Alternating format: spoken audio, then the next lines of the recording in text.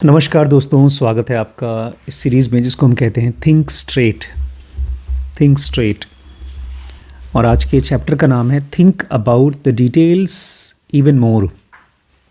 Think about the details even more.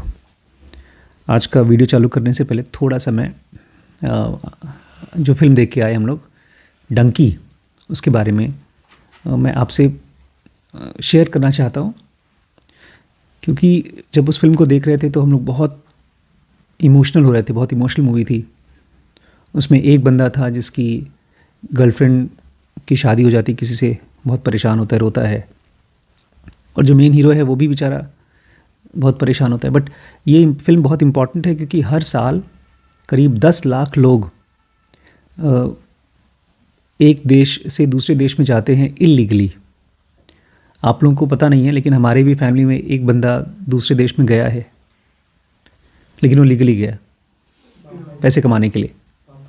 पापा जी गए और पढ़ाई करने के लिए भी गए। मैं भी गया था, बड़े मम्मी भी गए थे फ़ॉरेन पढ़ाई करने के लिए।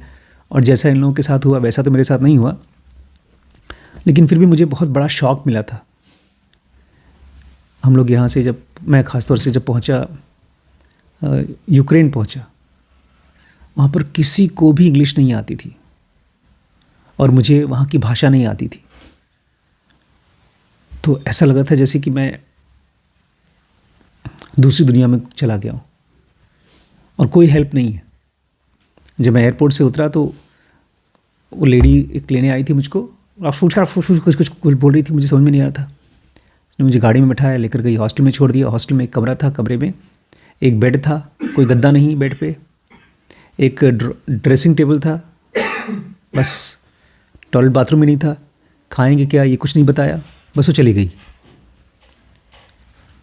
अब मैं परेशान, रो रहा हूँ, दुखी हो रहा हूँ।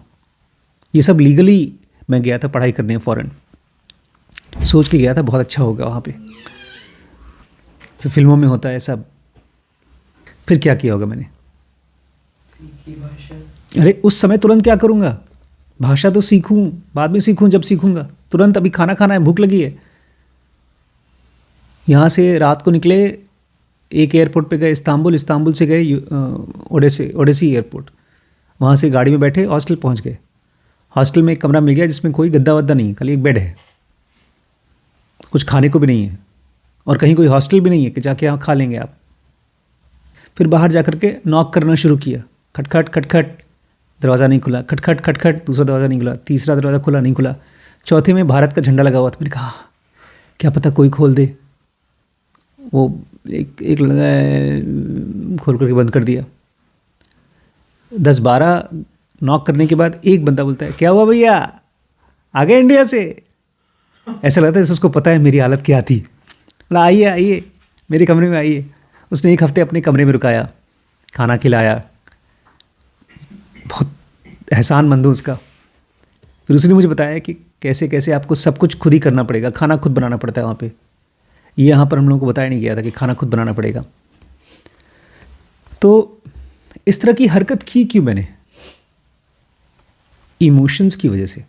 हम लोग जब दूसरों को देखते हैं, हम लोग जब भी किसी को भी देखते हैं, हमको लगता है कि जैसा हम सोचते हैं एक काल्पनिक खूबसूरत सी दुनिया वैसा होगा।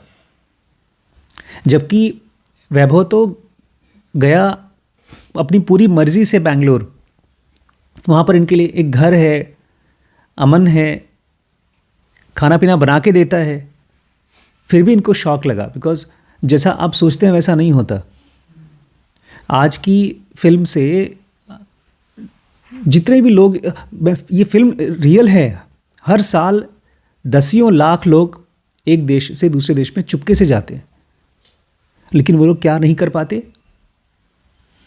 पहुंच नहीं पाते। क्या नहीं कर पाते? थिंक स्ट्रेट नहीं कर पाते। साफ साफ सोचना नहीं आता उनको। हमारा लाइफ जैसा अभी है वैसे तो कल भी होगा, जैसा यहाँ है वैसे तो कहीं और होगा। माइंड हमेशा हमेशा सोचता है कि नहीं यार कुछ मैजिकल हो जाएगा। जब उस बंदे की गर्लफ्रेंड, जिसको वहाँ पर मार पड़ रही थी और पता चला कि उसकी गर्लफ्रेंड सुसाइड कर चुकी है, मर चुकी है, तो ये भी तुरंत डिप्रेशन में चला गया और इसने भी सुसाइड कर लिया। ये क्या नहीं कर पाया? थिंक स्ट्रेट नहीं कर पाया। हमारे माइंड में जब इमोशन का धक्का लगता है तब हम अपने ही माइंड के कुएं में गिर जाते हैं। और ऐसा नहीं है कि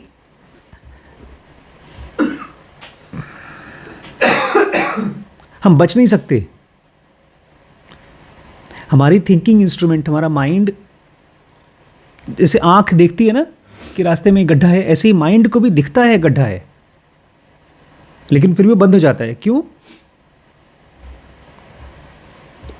क्योंकि हमारे थॉट्स छोटे बच्चों की तरह चलते हैं, थॉट्स नहीं देख पाते, इसलिए थॉट्स को ठीक करना पड़ेगा।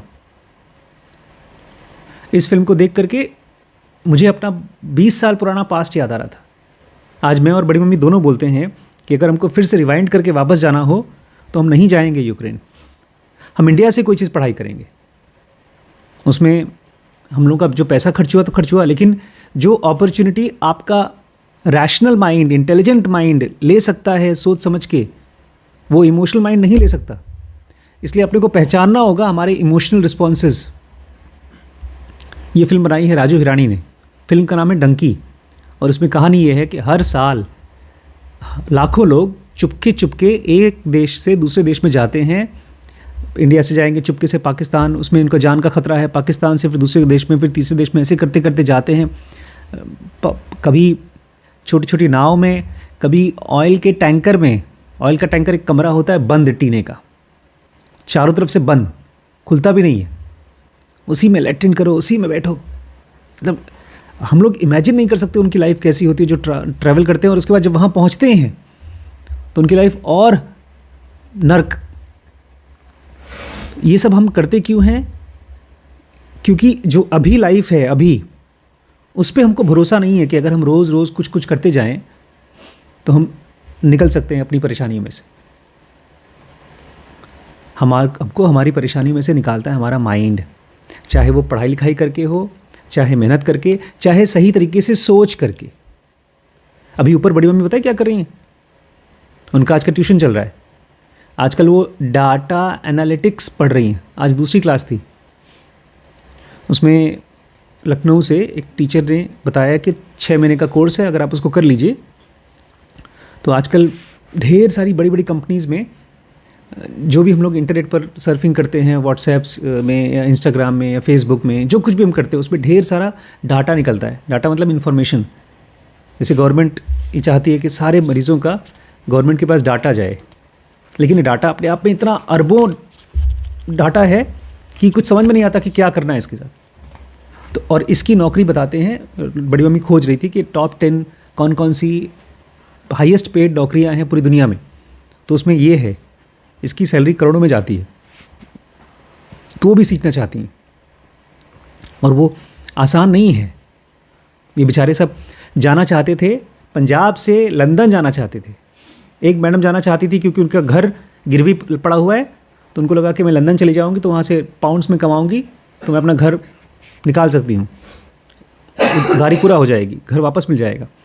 एक भाई साहब जाना चाहते थे क्योंकि उनकी गर्लफ्रेंड की शादी हो गई थी वहाँ, तो जाकर उसको वापस बचाना चाहते थे। सबके अपने अंदाजे थे। इनको देख करके मैं चाहता हूँ हम अपने अंदाज़ों को पकड़ सकें।